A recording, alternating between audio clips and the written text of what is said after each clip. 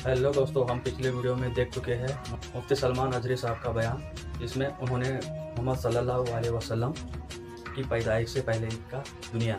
अब हम इस वीडियो में उसके बाद का क्या क्या हुआ हम देखेंगे, यानी मोहम्मद सल्लल्लाहु अलैहि वसल्लम पैदा होने के बाद जो कुछ भी हुआ तो आज हम उसको इस वीडियो में देखेंगे। चलिए फिर वीडियो शुरू करते हैं। आप बने रहिए इस वीडियो में और इसको पूरा देखिए और आपको पूरा समझ में आएगा। बहुत अच्छे से इन्होंने समझाया है। 12 रबीउल अव्वल को नूरे नबूवत को ज़हूर फरमाया, नूरे नबूवत को ज़ाहिर फरमाया। तारीख का ये वो दिन है जो पूरी दुनिया का इनकलाब ला चुका था। ऐसी रोशनी ला चुका है, ऐसी रोशनी कि मैंने तकरीर शुरू करने से पहले ही ये बात अर्ज कर दी थी। एक अरब ने आदमी का बोल बाला कर दिया, खाक के जर्रों को हमदोशे सुरैया कर दिया। खुद न थे जो राह पर औरों के हादी बन गए, क्या नजर थी कि जिसने मुर्दों को मसीहा कर दिया।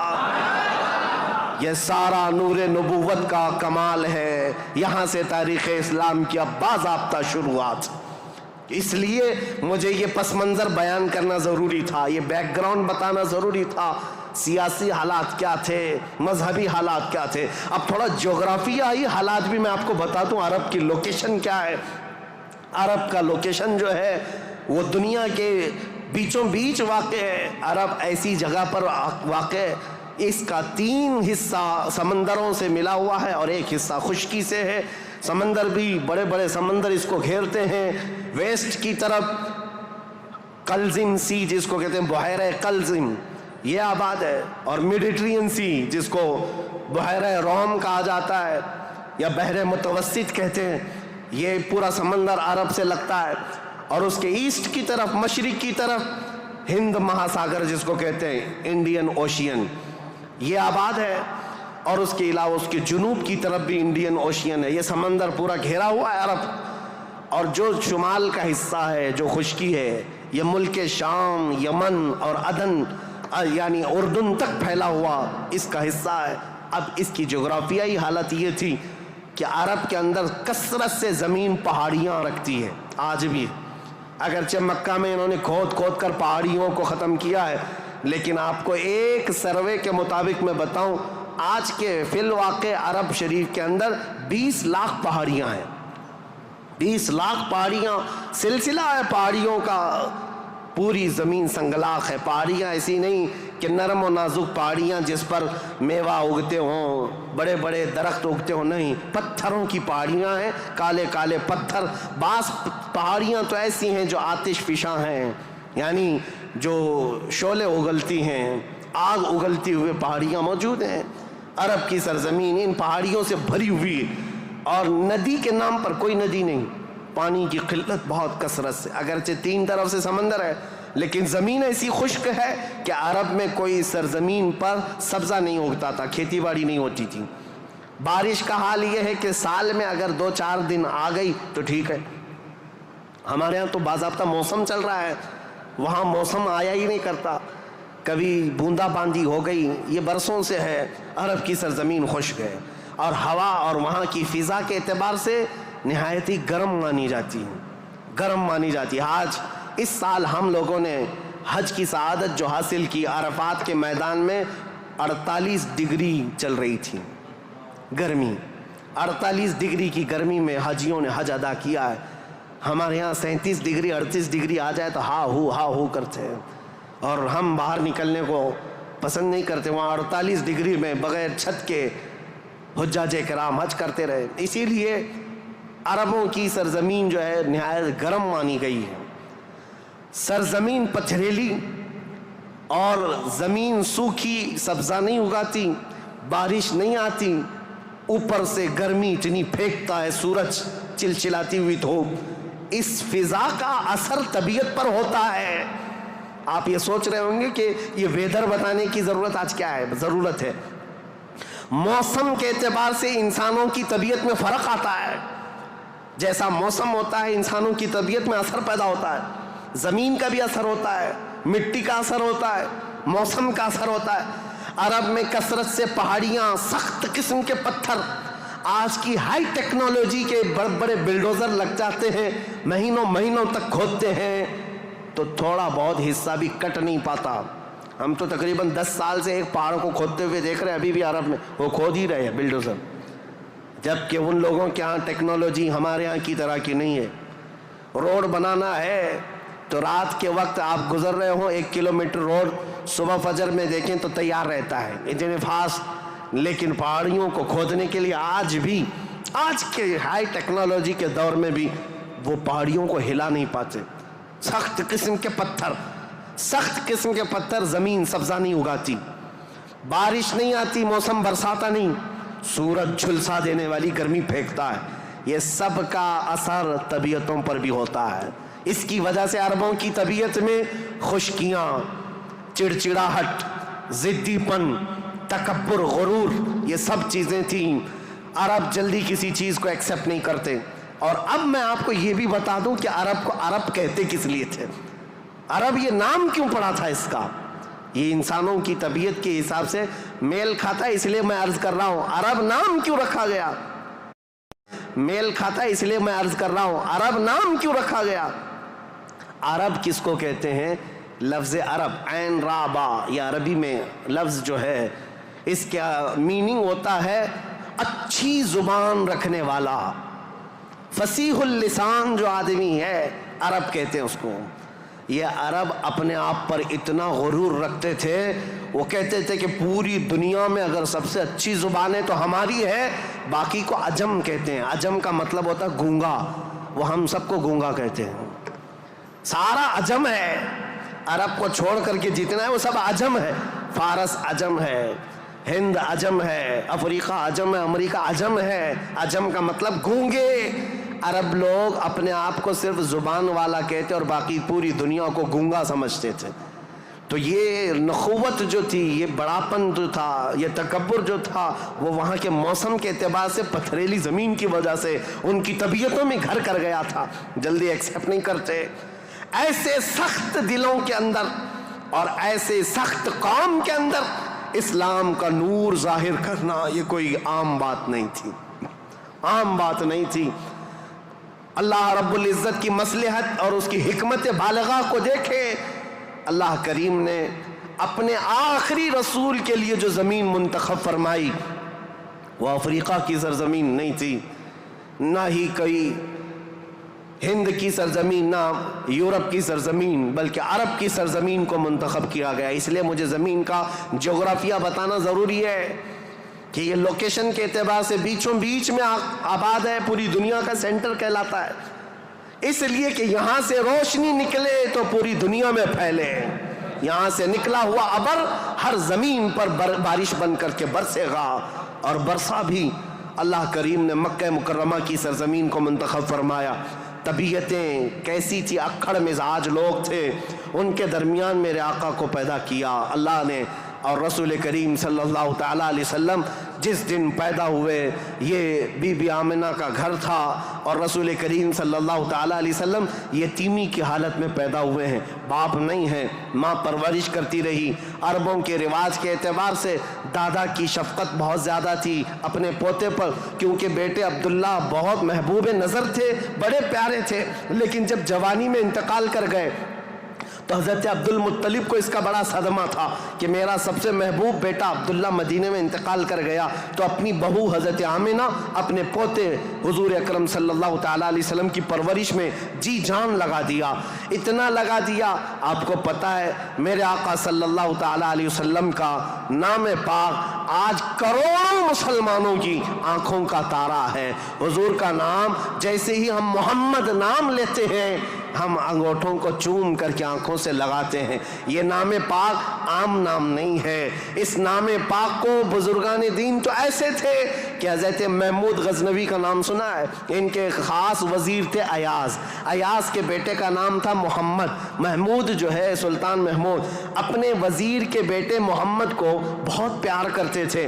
ایک دن جو ہے آپ ایاز کے بیٹے کو محمد کہہ کر نہیں بلا رہے ہیں بلکہ کہتے ہیں اے ابن ایاز، اے ایاز کے بیٹے ادھر آ جا۔ ایاز نے سن لیا، کہا آج سلطان غضبناک ہوں گے، میرے بیٹے کا نام لے کر کے نہیں پکارا، باپ کے نام سے پکارا ہے۔ بعد میں حاضر ہو کر پوچھا سلطان میرے بیٹے سے کوئی خطا ہوئی، آپ خفا تو نہیں ہیں؟ اس کے نام سے نہ پکارتے ہوئے اس کو ابن ایاز کہہ کر پکارا۔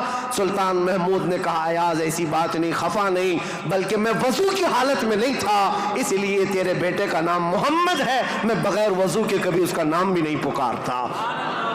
اور علامہ عبد الرحمن جامی فرماتے ہیں 1000 بار بشویم دہن ز مشک و گلاب ہنوز نامے تو گفتن کمال بے ادبیس۔ یا رسول اللہ 1000 بار میں اپنے منہ کو گلاب کے پانی سے، مشک و عنبر کے پانی سے دھو لوں، اس کے بعد بھی آپ کا نام پکارنا میں بے ادبی سمجھتا ہوں۔ یہ علامہ عبد الرحمن جامی۔ میں بات کیوں کہہ رہا ہوں حضور کے نام کی؟ یہ محمد نام کسی اور نے نہیں، حضرت عبد المطلب نے رکھا تھا۔ آپ کے دادا، آپ کے جد امجد جیسی حضور کی پیدائش ہوئی تھی، گھر دوڑے دوڑے آئے تھے بی بی آمنہ کے، اور فوراً اٹھا کر کے گودی میں لے لیا اور خانہ کعبہ کے پاس آئے اور خانہ کعبہ کے سامنے ہاتھ پھیلاتے ہوئے اللہ کی بارگاہ میں عرض کرنے لگے اللہم ھذا ابنی سمیتہ محمدا، اے اللہ دیکھ یہ میرا بیٹا ہے اور میں نے اس کا نام محمد رکھا ہے۔ عرب کے بہت سارے لوگ وہاں موجود تھے، یہ نیا نام تھا ان کے لیے۔ عرب میں جو نام رکھے جاتے ہیں وہ باپ داداؤں کے نام پر چلتے ہیں، وہاں پر نئے نام نہیں رکھتے، خاندانوں کے اپنے خود پرسنل نام چلتے رہتے ہیں، پرٹیکولر نام ہوتے ہیں، وہی نام رکھے جاتے ہیں۔ حضرت عبد المطلب نے نیا نام رکھا تھا، تو عرب کے بہت سارے قبیلے آئے اور پوچھا یا عبد المطلب لم سمیتک ابنی ابنک ھذا محمدا، اے عبد المطلب آپ نے لم سمیت ھذا محمدا، کیوں آپ نے اس کا نام محمد رکھا ہے؟ تو حضرت عبد المطلب مسکرائے اور کہا تمہیں پتہ ہے محمد کا نام کا مطلب کیا ہے، محمد کی میننگ کیا ہے؟ کہا محمد کہتے کسے ہیں؟ محمد اس کو کہتے ہیں جس کی سارے لوگ تعریف کریں، سب سے زیادہ جس کی تعریف کی جائے اس کو محمد کہا جاتا ہے۔ حضرت عبد المطلب نے کہا میں نے اپنے اس بیٹے کا نام محمد اس لیے رکھا ہے کہ جب بھی کوئی نام لے تو نہ چاہتے ہوئے بھی میرے بیٹے کی تعریف ہو ہی جائے۔ آج میرے آقا کی شان میں کسی کو گستاخی کرنا بھی ہو، میرے آقا کا نام محمد لیتا ہے تو پہلے حضور کی تعریف کر ہی رہتا ہے، وہ کر کے ہی رہتا ہے۔ عزیزان گرامی وقار، حضور اکرم صلی اللہ تعالیٰ علیہ وسلم کو حضرت عبد المطلب نے بڑی شفقت دی۔ عرب کے مشہور قانون اور وہاں کے دستور کے مطابق کہ عرب لوگ اپنے بچوں کی حفاظت کے لیے، یعنی ان کی زبان کی حفاظت کے لیے دیہاتوں میں بھیجتے تھے کہ ان کی زبان محفوظ رہے۔ شہروں کی زبان جو ہے مکس ہو جاتی ہے، جیسے ممبئی کی زبان، اس کا کوئی عطا پتہ نہیں ہے، اس میں یو پی بھی ملا ہوا ہے اور راجستھان بھی ہے، گجراتی بھی ہے، کرناٹکی بھی ہے، سب ملا کر کے مکس ہو گئی کیونکہ ہر جگہ کے لوگ یہاں پر موجود ہیں۔ یہ شہر ہے اور شہروں میں ہر علاقے کے لوگ آتے ہیں، اپنی اپنی تھوڑی تھوڑی سی باتیں اس میں داخل کر دیتے ہیں اور یہ ایک مکسچر لینگویج بن جاتی ہے اور اس کو پتہ ہی نہیں رہتا اس کی اوریجنل لینگویج کیا تھی۔ مکہ ایسا تھا کہ ہر جگہ سے لوگ آتے تھے، حج کے لیے آتے تھے اور کئی کئی مہینے رہتے تھے، تو کچھ لوگ عربی جانتے نہیں تھے، کوئی فارسی اس میں داخل کر دیا، کوئی الگ زبان عبرانی داخل کر دیا، سریانی داخل کر دیا، تو وہاں پر زبان کی حفاظت کی بہت ضرورت تھی کیونکہ اس دور میں سب سے بڑا اگر کوئی عہدہ تھا تو زبان کا تھا۔ زبان جس کی اچھی ہو وہ عرب میں سب سے زیادہ عزت والا تھا، تو اس کے لیے مائیں اپنے بچوں کی زبان کی حفاظت کے لیے بچپن میں ان کی پرورش مکہ میں نہیں کرتی تھی، باہر بھیجتی تھی۔ اس رواج کے چلتے ہوئے 6 مہینے کے بعد حضور صلی اللہ تعالیٰ علیہ وسلم 6 مہینے حضرت آمنہ کی گود میں تھے، پھر وہ حلیمہ سعدیہ کے بخت چمکے نصیبے چمکے کہ وہ دایا تھیں بنو سعد قبیلے کی۔ طائف سے آگے ایک علاقہ بنو سعد آج بھی موجود ہے، طائف سے 80 کلومیٹر دور، وہاں سے وہ آئی تھی، 180 کلومیٹر کا سفر کر کے آئی تھی اور مکہ مکرمہ میں انہوں نے رسول پاک صلی اللہ تعالیٰ علیہ وسلم کو گود لے لیا۔ تفصیلات میں نہیں بتا رہا ہوں، تاریخ ہے کیونکہ ہم مولد شریف میں تفصیلات بیان کرتے ہیں، یہ تاریخ اسلام ہے، اس کے لیے میں چلتی چلتی مختصر جھلکیاں رکھ رہا ہوں. حلیمہ سعدیہ لے کر گئیں, 2 سال پرورش کر کے واپس لے آئیں حضرت آمنہ کے گھر. حضرت آمنہ اپنے نور نظر کو لے کر ساتھ رہتی. جب حضور کی عمر 6 سال کی ہوئی تھی تو 6 سال کی عمر میں حضرت آمنہ مدینہ نکلی, کیونکہ ان کا ننیحال بھی تھا اور اپنے شوہر حضرت عبداللہ کی قبر بھی وہاں تھی. انتقال کے بعد سے وہ گئی نہیں تھی, تو اپنے بیٹے کے بڑے ہونے کے بعد حضور صلی اللہ تعالیٰ علیہ وسلم کو لے کر کے وہ مدینہ گئیں, ننیحال گئیں, اور اس کے بعد یعنی حضور کے ننیحال اور پھر واپسی میں حضرت عبداللہ کی قبر سے ہوتے ہوئے آ رہی تھیں. وہاں کی بیماریاں حضرت آمنہ کو بھی جکڑ لیں. ایسی بیمار ہوئیں کہ ابوا ایک جگہ ہے بدر کے قریب, ابوا مدینہ اور مکہ کے بیچ میں. حضرت آمنہ وہ زیادہ دیر آگے چل نہ سکیں, وہیں پر آپ کی وفات ہو گئی. حضور پاک صلی اللہ علیہ وسلم کی عمر پاک 6 سال کی ہے. خود رسول محترم صلی اللہ علیہ وسلم نے اپنے ہاتھوں سے اپنی ماں کو دفن کیا. حضور کے ساتھ اس وقت آپ کے والد کی ایک کنیز تھیں ام ایمن, یہ ساتھ رہتی تھیں. اور بس حضور صلی اللہ تعالیٰ علیہ وسلم واپس مکہ جب آئے, حضرت عبد المطلب کو جیسے پتہ چلا کہ حضرت عبداللہ کی بیوی آمنہ بھی انتقال کر گئیں, وہ فرط غم میں, جوش غم میں حضور صلی اللہ تعالیٰ علیہ وسلم کو ایسے قریب کر لیے کہ ایک لمحے کے لیے بھی اپنے آنکھوں سے اوجھل نہیں ہونے دیتے. لیکن ہوا کیا, مشیت عز دی جو چاہے. 8 سال کی عمر تھی میرے آقا کی, دادا حضرت عبد المطلب بھی فوت ہو گئے. یہ دور گزرتا گیا. دادا حضرت عبد المطلب نے اپنے انتقال سے پہلے اپنے بیٹے حضرت عبداللہ کے سگے بھائی جناب ابو طالب کے حوالے کر دیا تھا اپنے اس پوتے کو. حضور صلی اللہ تعالیٰ علیہ وسلم کو جناب ابو طالب کے حوالے کر دیا اور کہا کہ تم اس کی نگرانی کرنا. تو جناب ابو طالب نے ایسی نگرانی کی کہ ابو طالب کے گھر میں بیٹے تو ہوئے, ان کے بیٹے عقیل ہیں, ان کے بیٹے جعفر ہیں, ان کے بیٹے حیدر کرار, علی و مرتضیٰ ہیں, لیکن حضور صلی اللہ تعالیٰ علیہ وسلم کی پرورش میں ایسا کمال کا کردار ادا کیا کہ اپنے بیٹوں کو بھی کچھ نہیں سمجھتے حضور کے آگے, حضور اکرم صلی اللہ علیہ وسلم کے آگے. ایک روایت جو ہے بدن میں رونگٹے کھڑے کر دیتی ہے. میں آج بھی بحث نہیں کروں گا ایمان ابو طالب کے متعلق, ہمارا قتل آرا بحثوں میں سے ہے, ہمارا ٹاپک آج تاریخ اسلام ہے. لیکن ان کی پرورش کا انداز ایسا تھا. صرف ایک بات اگر میں بتا دوں, شعب ابی طالب میں جب 3 سال تک مکہ والوں نے حضور صلی اللہ علیہ وسلم کا بائیکاٹ کیا تھا, سوشل بائیکاٹ, کبھی بھی حملہ ہونے کا اندیشہ رہتا تھا کہ لوگ آ کر کے حضور کو قتل نہ کر دیں. رات کے وقت, کیونکہ عرب اتنے دشمن تھے رسول پاک صلی اللہ علیہ وسلم کے اعلان نبوت کی بات کر رہا ہوں, یہ روایت بیچ میں عرض کر رہا ہوں. جناب ابو طالب رات کے وقت جب حضور سو جاتے تھے تو ان کو اٹھا کر کے دوسری جگہ سلاتے اور حضور صلی اللہ علیہ وسلم کی جو جگہ خاص تھی, حضور کی جو چادر تھی, اس جگہ اپنے بیٹے کو سلا دیتے تھے. اور یہ کہتے ہماری نیند کے وقت میں اگر کوئی دشمن آ کر حملہ بھی کرے تو محمد پر حملہ نہ ہو, میرے بیٹے پہ حملہ ہو. یہ کمال کی شفقت کے ساتھ انہوں نے پرورش کی ہے رسول اللہ صلی اللہ علیہ وسلم. جب آپ کی عمر پاک 12 سال کی تھی حضور اکرم صلی اللہ علیہ وسلم کی, جناب ابو طالب کے ساتھ آپ تجارت کے لیے نکلے ملک شام, کیونکہ خاندانی مشغلہ تھا تجارت. ابو طالب ساتھ میں لے کر کے گئے. یہ وہ ٹرننگ پوائنٹ ہے تاریخ کا کہ بیچ راستے میں ایک بحیرہ راہب, ایک عیسائی پادری تھا, جہاں پر یہ قافلہ رکا تھا. بحیرہ راہب نے دیکھ کر کے ہی کہا ہذا سید المرسلین, یہ رسولوں کا سردار آیا ہے. عیسائیوں نے پوچھا تمہیں کیسے پتا؟ کہا میں نے ان کو دیکھا, یہ 12 سال کی عمر کے, جب یہ آ رہے تھے رات کے وقت پہاڑوں کے اوپر سے اتر رہے تھے, میں نے دیکھا کہ سارے پہاڑ سارے جتنے بھی درخت ہیں وہ اس 12 سالہ لڑکے کے لیے سجدے میں گرے ہوئے ہیں. اور میں نے دیکھا کہ دن میں یہ جب چلتے ہیں تو سورج کی روشنی ان پر نہیں پڑتی, بادل کا ایک سایہ ان کے اوپر سایہ بنائے ہوئے چلتا ہے, بادل کا ایک ٹکڑا سایہ بنائے ہوئے چلتا ہے. یہ بحیرہ راہب نے ابو طالب کو بلا کر پوچھا یہ کون ہے؟ کہا میرا بھتیجا ہے. کہا میری ایک بات سن لو, اچھا ہوگا کہ تم ان کو ملک شام مت لے جانا, وہاں یہودی ہیں, وہ ان کے قتل کے در پہ ہو جائیں گے, کیونکہ وہ اس انتظار میں ہیں کہ آخری نبی ان کے خاندان میں پیدا ہوگا. یہ تو تمہارے خاندان کا نصیبہ ہے، اگر تم لے جاؤ گے تو یہودی قتل کر ڈالیں گے، تم یہیں سے ان کو واپس مکہ لے جاؤ۔ جناب ابو طالب گھبرا گئے، ڈر گئے، کہا کہ میں اپنے اس بھتیجے کو ملک شام نہیں لے جاؤں گا۔ بیچ راستے سے ہی رسول پاک صلی اللہ تعالیٰ علیہ وسلم کو لے کر وہ مکہ واپس آئے۔ یہ وہ بشارت تھی، 40 سال کے بعد حضور نے اپنی نبوت کا اعلان فرمایا، لیکن خبریں تو 12 سال سے ہی مشہور ہو چکی تھیں، خبریں ہو چکی تھیں۔ بحیرہ راہب نے یہ کہا۔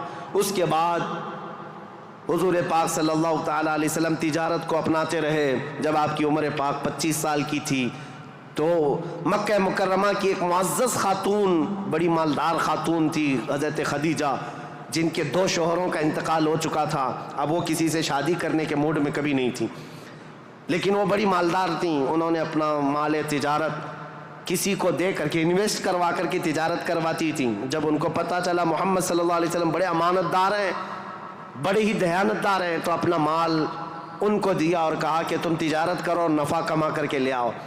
رسول پاک صلی اللہ علیہ وسلم ان کا مال تجارت لے کر ملک شام گئے، اور اتنا نفع ہوا اس مال میں۔ واپس جب آ رہے تھے تو حضرت خدیجہ کا ایک غلام میسرہ تھا۔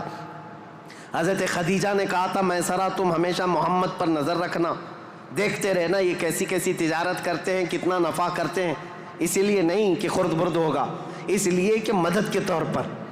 جب یہ قافلہ واپس مکہ آ رہا تھا، اب پھر ٹرننگ پوائنٹ ہے یہاں پر، حضرت خدیجہ اپنے گھر کے بالا خانے پر بیٹھ کر کے اپنا نفع شدہ قافلہ جو مکہ میں داخل ہو رہا ہے اس کو دیکھنے کے لیے بیٹھی ہوئی تھی۔ بڑا گھر تھا، بڑا محل تھا۔ جب وہ اوپر سے نظارہ کر رہی تھی، وہیں سے دیکھ کر کے وہ گرویدہ ہو گئی کہ اتنی دور سے دیکھ رہی تھی، قافلہ صاف نظر نہیں آ رہا تھا، لیکن چہرہ محمد سب سے زیادہ چمکتا ہوا نظر آ رہا ہے۔ حضرت خدیجہ کہتی ہے میں نے چاند کو بھی اتنا تیزی سے چمکتے نہیں دیکھا جس طرح ملک شام سے یہ لوٹتا ہوا قافلہ محمد کا چمکتا ہوا چہرہ لے کر آ رہا تھا۔ حضرت خدیجہ کہتی ہیں عجیب حالت تھی، قافلہ تو تجارت کر کے آ رہا ہے، لیکن میں نے دیکھا اس قافلے کے اوپر جو دھوپ کا وقت ہے، اس وقت آسمان کا ایک ٹکڑا، بادل کا ایک ٹکڑا سایہ بن کر کے چلتا ہوا آ رہا ہے، جس طرف محمد جا رہا ہے اس طرف وہ ٹکڑا بھی چلتا جا رہا ہے۔ آگے پیچھے نہ جانے کون سی مخلوق چل رہی تھی۔ حضرت خدیجہ کا دل یہیں سے بے قرار ہوا۔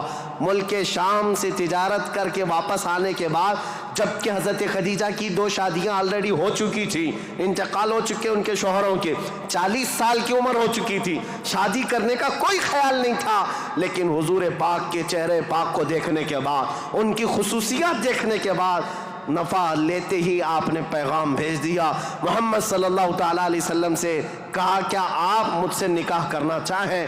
وہ روح محمد صلی اللہ تعالیٰ علیہ وسلم کی گرویدہ خاتون، ان کا پیغام پہنچتے ہی رسول پاک صلی اللہ تعالیٰ علیہ وسلم نے خود سے قبول نہیں کیا، اپنے چچاؤں اور پھوپھیوں کے درمیان اس مسئلے کو رکھا۔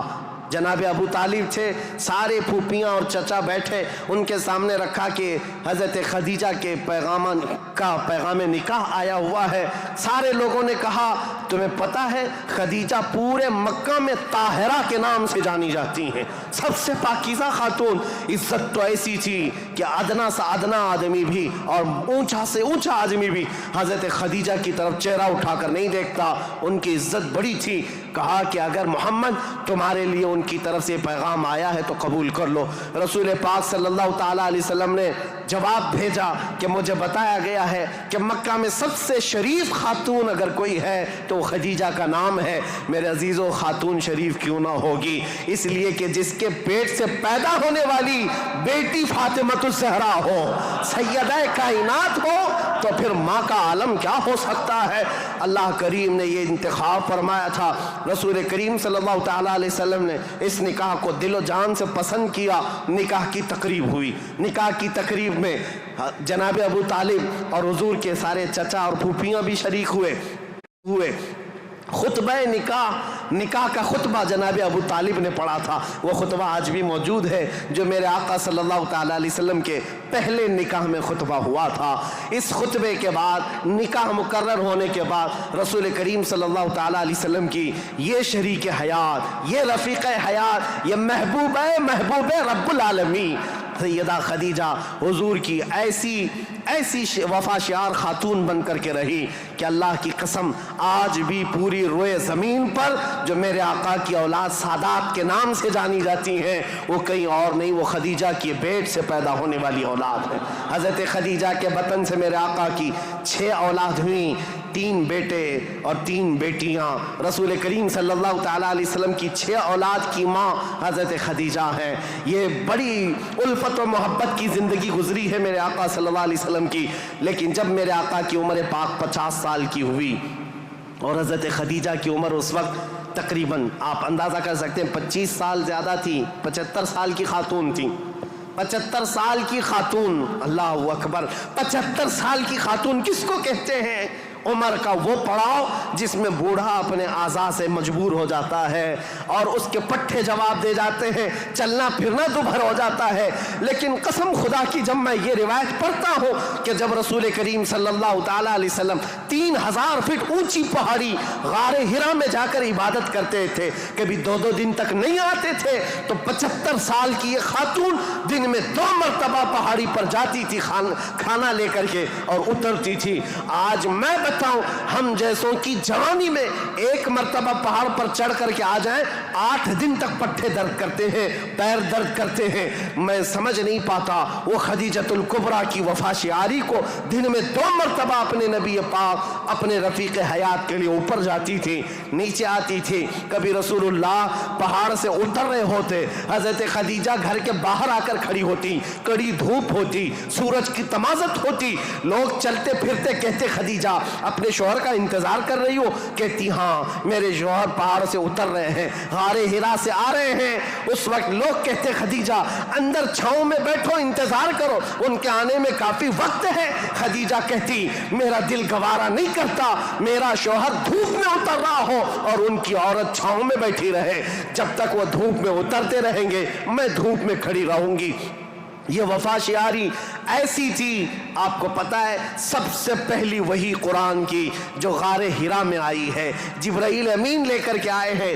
اسلام کی تاریخ میں اگر یہ نہ بتائیں تو ابتدا ہی نہ ہوگی، کیونکہ رسول اللہ صلی اللہ تعالیٰ علیہ وسلم جب 40 سال کی عمر میں تھے، غار ہرا میں جا کر عبادت کرتے، جبرائیل امین آئے قرآن کی آیتیں لے کر اور حضور سے کہا اقرا۔ حضور نے کہا ما انا بقاری، میں نہیں پڑھوں گا۔ وہ کہتے تھے پڑھو، حضور کہتے میں نہیں پڑھوں گا، سینے سے سینہ لگا کر دبوچتے تھے۔ 3 مرتبہ ہوا، 4تھی مرتبہ کہا اقرا بسم ربک الذی خلق، پڑھو اس رب کے نام سے جس نے پیدا کیا ہے۔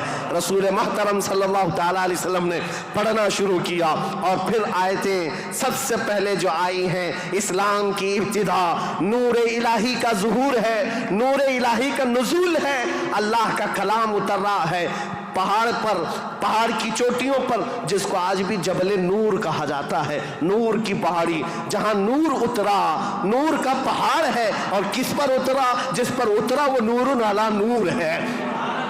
قرآن کی آیتیں آئیں، اقرأ بسم ربک الذی خلق، خلق الانسان من علق، اقرأ وربک الاکرم الذی علم بالقلم، علم الانسان ما لم یعلم۔ یہ 5 آیتیں دے کر جبرائیل امین چلے گئے۔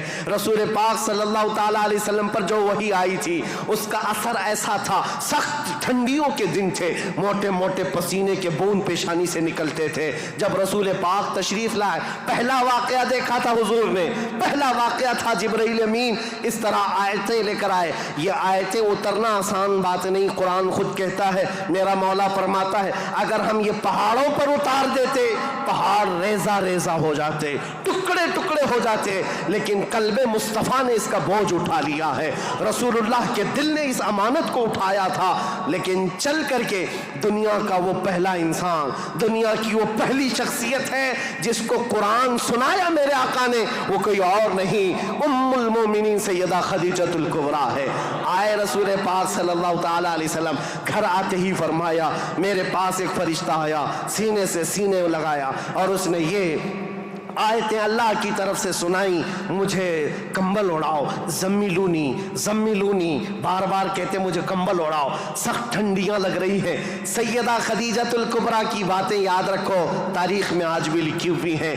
ढारस बंधाने वाली, तसल्ली देने वाली, हौसला देने वाली खातून हो तो ज़िंदगी कमाल की है। अजीज़ा ने गिरामी कहती हैं, ए मोहम्मद अरबी सल्लल्लाहु ताला अलैहि वसल्लम, ए अल्लाह के रसूल, आप यतीमों का बोझ उठाते हैं, आप बेवाओं की मदद करते हैं, आप कमज़ोरों का हाथ पकड़ते हैं, आपके साथ कभी बुरा हो ही नहीं सकता। ये जो उतरा है वो आपकी भलाई के लिए है। अनकरीब आप देखेंगे ज़मीन और आसमान की सारी चीज़ें अल्लाह ताला आपके लिए मुसख्खर फरमा देगा।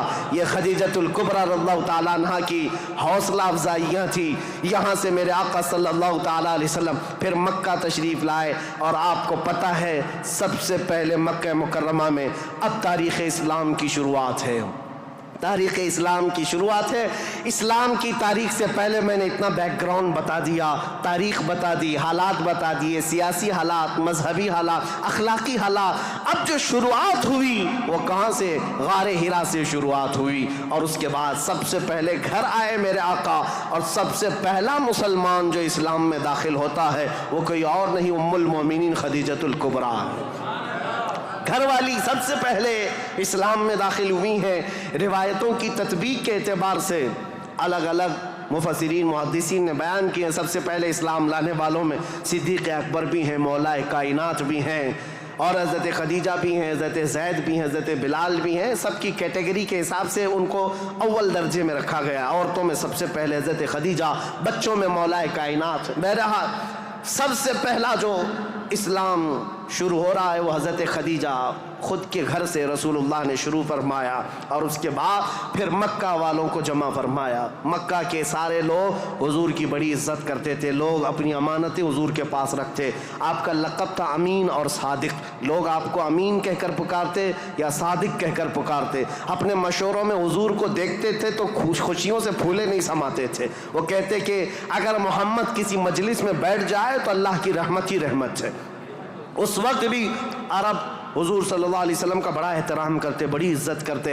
उस दिन हुजूर ने जैसी दावत दी पूरा मक्का टूट पड़ा, सब आ गए। हुजूर ने सबसे पहले उनसे सवाल किया, ए मक्का वालों, अगर मैं ये कहूँ इस पहाड़ के पीछे एक फ़ौज है जो तुम पर हमला करना चाहती है तो तुम क्या कहोगे इस बात पर? सारे लोगों ने एक आवाज़ में जवाब दिया, ए मोहम्मद, आज तक आपने कभी झूठ नहीं कहा है। अगर आप ये कहेंगे तो हम सिर्फ यकीन ही नहीं करेंगे बल्कि हम तो उस फौज से लड़ने की तैयारी भी करेंगे। इतना हमें यकीन है आपकी बात पर कि हम उस फौज से लड़ने की भी तैयारी करेंगे जिसके बारे में आप कह रहे हैं पहाड़ के पीछे फौज है। रसूल करीम सल्लल्लाहु ताला अलैहि वसल्लम ने फरमाया, तुम जब मेरे बारे में इतना यकीन का एतकाद रखते हो तो सुनो, अब मैं ये नहीं कहना चाह रहा कि इस पहाड़ के पीछे फौज है जो तुम पर हमला करना चाहती है, बल्कि अब मैं ये कहता हूँ, सुनो गौर से, कि मैं अल्लाह का नबी हूँ, आखिरी रसूल हूँ, और दीन इस्लाम लेकर के आया हूँ। अल्लाह एक है, अल्लाह के अलावा किसी की इबादत नहीं की जाएगी, कोई खुदा नहीं है सिवाय अल्लाह के। ये पहला जबल अबू कुबैस के करीब फारान की चोटियाँ पहाड़ी के पास मेरे आका ने सफ़ा मरवा के दामन में मक्का वालों को जमा किया था। पहली आवाज़ मेरे आका की ज़ुबान से गूंजी थी, ला इलाहा इल्लल्लाह मुहम्मदुर रसूलुल्लाह। अब लोगों को देखने का वक्त था। जाहिर सी बात है, मैंने अरब की तबीयत पहले से बताई, अक्खड़ मिजाज, सख्त मिजाज, नखुवत भरा हुआ, किब्र तकब्बुर भरा हुआ। कब वो एक्सेप्ट करते? सारे लोग एक दूसरे का मुंह देखने लगे। कहा, क्या हम हुबुल को जो काबे के ऊपर बैठा हुआ खुदा है उसको उतार देंगे? सफ़ा मरवा पर जो हमारे खुदा हैं उनको छोड़ देंगे? खाने काबा के अंदर दरवाजे के अंदर जो खुदा है उनको छोड़ देंगे? चाहे जमजम पर जो खुदा बैठा है उसको छोड़ देंगे? सब की छे में गोइयाँ शुरू हो गई, बगलें झाँकने लगे। और इसी असना में गुस्से में आकर आपका सगा चचा अबू लहब खड़ा हुआ। कहा, तब्बन लक या मोहम्मद अलिहादा जमाता, ए मोहम्मद, क्या इसलिए तुमने हमको जमा किया? बुरा हो तुम्हारा, तुम्हारे हाथ टूट जाएं। ये पहला जुमला था जो नाज़े कल्ब मुस्तफ़ा करीम सल्लल्लाहु ताला अलैहि वसल्लम के नाज़नीन कल्ब पर उतरा। उस वक्त तक किसी ने बुरा जुमला आपके लिए इस्तेमाल नहीं किया था। पहला बुरा जुमला इस्तेमाल करने वाला अबू लहब था। नबी करीम सल्लल्लाहु ताला अलैहि वसल्लम के खातिर पर, आपके कल्ब अक़दस पर बोझ गुजरा, बार हुआ, तकलीफ हुई। अल्लाह ताला ने फिर आयतें उतारी, तब्बत यदा अबी लहब व तब, ऐ रसूल आपके नहीं अबू लहब के हाथ टूट जाएं, उसका माल उसे कोई फ़ायदा ना दे। अल्लाह करीम दिफा करता रहा, डिफेंस करता रहा। रसूल करीम सल्लल्लाहु ताला अलैहि वसल्लम इस दावत को लेकर चल पड़े। पूरा मजमा था मक्का का, लेकिन कोई आगे उठकर खड़ा नहीं हुआ कि ऐ मोहम्मद हम मानते हैं आपको अल्लाह का रसूल, आखिरी रसूल, आप जो दीन लाए उसको मानते हैं, आपका जो खुदा है उसको मानते हैं। नहीं, कोई नहीं था। लेकिन बात इतनी है, इस मजमे से अभी मेरे आका हटे नहीं थे।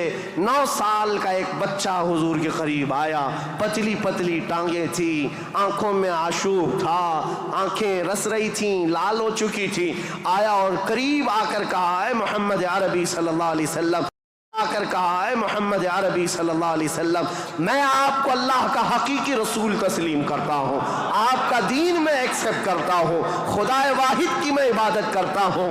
हुजूर अकरम सल्लल्लाहु अलैहि वसल्लम ने उस 9 साल के बच्चे को सीने से लगाया और दुआ की, मौला इस बच्चे की टांगों में, इसके बाजुओं में तू ताकत अता फरमा और इसको दीन का अजीम सिपाही बना। मेरे आका की ये दुआ थी। 9 साल का वो कमजोर बच्चा जो सबसे पहले हुजूर की दावत पर लब्बैक कहा था, आज पूरी दुनिया शर्क़ व गर्ब, शुमाल व जुनूब में उसको अगर पुकारती है तो असदुल्लाहिल गालिब, शेर खुदा हैदर कर्रार के नाम से जानती है। उसकी ताकत को कौन जाने, उसकी ताकत के करीब कौन पहुंचे। ला फता इल्ला अली, ला सैफा इल्ला जुल्फ़िकार। उस हैदर कर्रार को जो ताकत और कुव्वत थी, जो खैबर शिकन है, फाटक को उखाड़ कर फेंक देने वाला, मरहब के लोहे वाले लिबास पर तलवार की एक ज़रब लगा दे तो उसके सर से लेकर सीने तक टुकड़े कर देने वाली तलवार रखने वाला, ये ताकत कहीं और से नहीं, ये दुआए मुस्तफ़ा से मिली हुई है। मेरे आका सल्लल्लाहु ताला अलैहि वसल्लम की इस्लाम की तबलीग की शुरुआत यहाँ से हुई। अब उसके बाद मक्का मुकर्रमा के जो हालात थे, सीरत मुस्तफ़ा के बयान में आपने तकरीबन सुन लिया है। तकरीबन 13 साल मेरे आका ने मक्का मुकर्रमा में तबलीग फरमाई, मशक्क़तें उठाई, मुसीबतें बर्दाश्त की, कई सहाबा की यहाँ पर शहादतें हुई। यहाँ पर हज़रत सुमैया का कत्ल हुआ है, हज़रत अम्मार बिन यासिर को यहाँ पर मारा गया, हज़रत यासिर को जलाया गया, और यहाँ पर हज़रत खुबैब बिन आदि, हज़रत ज़ैद बिन दसना, हज़रत खब्बाब बिन अरत, इनके मुसले किए गए थे, कान काटे गए, नाक काटे गए, इनकी ज़ुबानें काटी गई, इनके हाथ पैर काटे गए और इनको फांसी पर चढ़ाया गया। ये सारी तकलीफ़ें मेरे आका ने बर्दाश्त फरमाई। 13 साल तक बिलाल हबशी को तो पैरों में रस्सी डाल करके मक्का वाले खींचते थे, बदमाश लड़के पूरे मक्का की गलियों में घुमाते। उनका आका जो उमैया था वो आपके सीने पर गरम सिल रखता, गरम रेत पर आपको सुलाया जाता। आज की ज़मीन पर आज भी आप मक्का में जाएं, दोपहर के वक्त आगे 1 मिनट आप बग़ैर चप्पल के खड़े होकर के दिखा दें, अल्लाह की पनाह, आपके पैरों में छाले ना आए तो बात करना, आपके पैरों में आंवले ना पड़ जाएं तो मुझसे कहना। लेकिन वो बिलाल हबशी को पूरा दिन गर्म रेत पर सुलाया जाता। पीठ गल गई थी और उनके पीठ से गोश्त निकल करके चर्बी में तब्दील हो गया, चर्बी निकल गई थी, रीढ़ की हड्डी दिखती थी। ये हज़रत बिलाल के साथ हुए। ये बातें इसलिए मैं अर्ज़ कर रहा हूँ, इन जालिमों को आज सिर्फ हुजूर की जंगें नज़र आती हैं।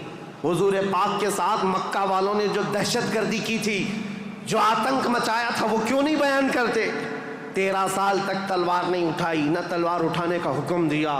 13 साल बर्दाश्त किए, सोशल बाइकाट भी बर्दाश्त किया, हुजूर ने पत्ते खाए, चमड़े उबाल कर खाए, सब बर्दाश्त किया। फिर हिजरत भी किया, अपना वतन भी छोड़ा।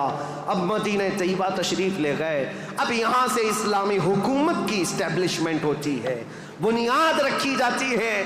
और मेरे दीन की बुनियाद जहाँ रखी गई वो बहुत बड़ा करोड़ों का बनाया हुआ पार्लियामेंट नहीं था, वो खजूर के छालों से, खजूर के फड़ से बनाया हुआ छप्पर का एक छोटा सा घराना जिसको मस्जिद नबवी कहा जाता है। ये मुसलमानों का मरकज़ था, ये पार्लियामेंट था मेरे आका के।